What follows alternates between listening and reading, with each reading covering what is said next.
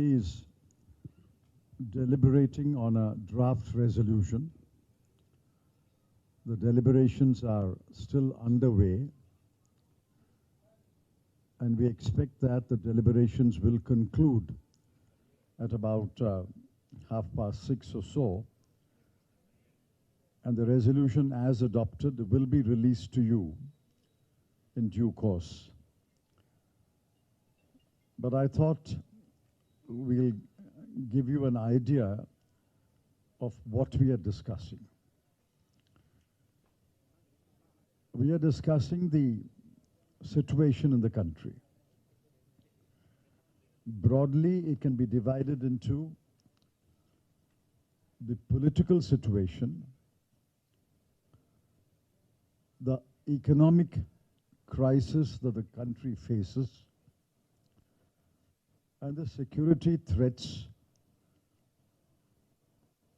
both internal and external, that are a grave challenge to the country. While the resolution has several paragraphs, broadly they will the political situation, the economic crisis that we face, and the internal and external security threats. I shall only make a brief statement on each one of them, and then we will take some questions.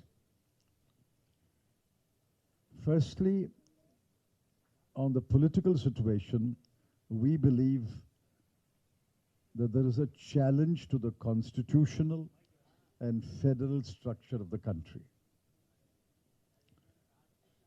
Federalism has been systematically weakened. State governments have been hampered and hamstrung.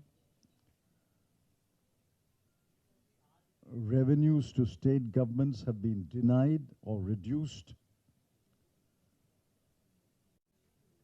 And obstacles are placed in the way of state governments discharging their responsibilities.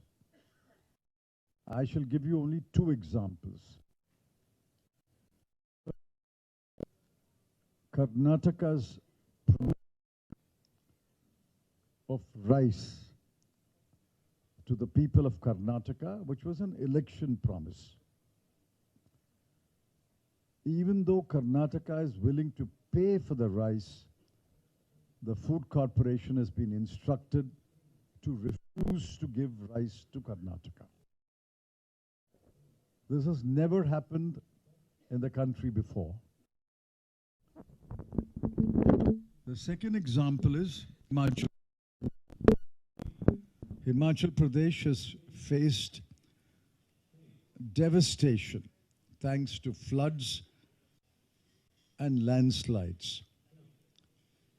Yet,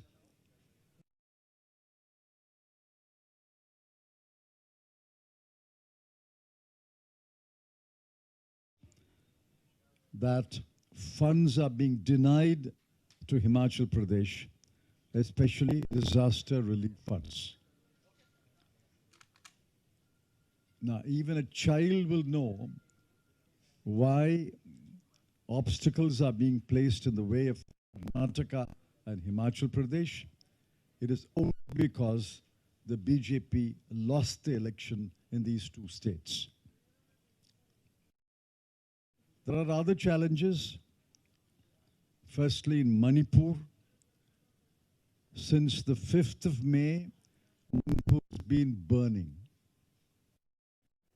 Since the 5th of May, we have had June, July, August, September,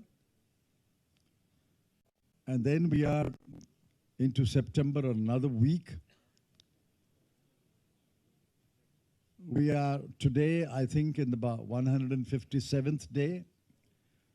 The Prime Minister has found the time to visit several countries, to make a quick dash to attend the ASEAN summit and then come back for the G8. It's startling and deeply disappointing. Not found 2 hours to visit Manipur. Minister's aircraft will take him to Manipur in about 2 hours, yet he has not found the time to visit Manipur. Except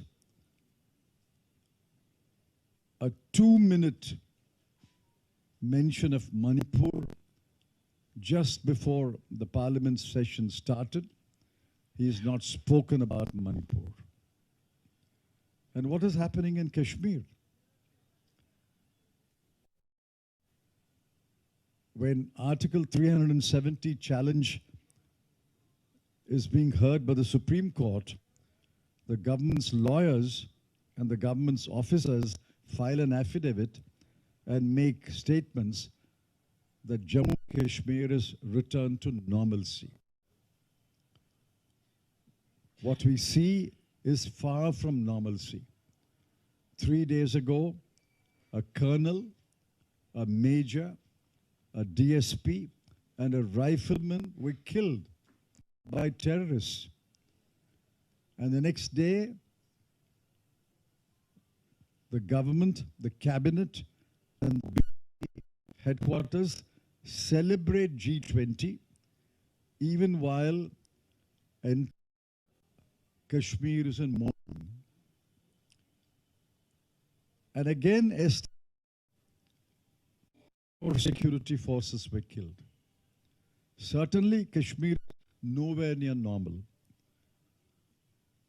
Manipur is nowhere near normal.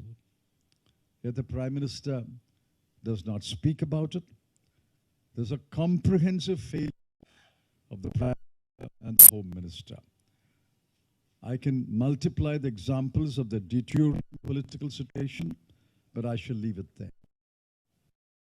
Now we come to the economic situation. Inflation.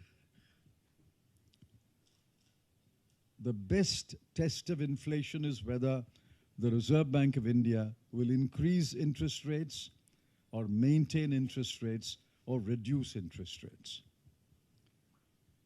For several months now, the Reserve Bank increased the interest rate, pointing to racing inflation. It has held the interest rate, but there is every indication that it will raise the interest rate again because inflation, especially retail inflation, is on many commodities either near double digit or cross double digit. Food inflation is over 10%. Even while the WPI is negative, the CPI is rising. And the government has no explanation. The government does not explain this phenomenon that the wholesale price index is falling, but the retail prices are rising. Unemployment, close to 8.5%. Exports, for the 7th month running, year-on-year, monthly exports have declined. In China, it has declined for 4 successive months.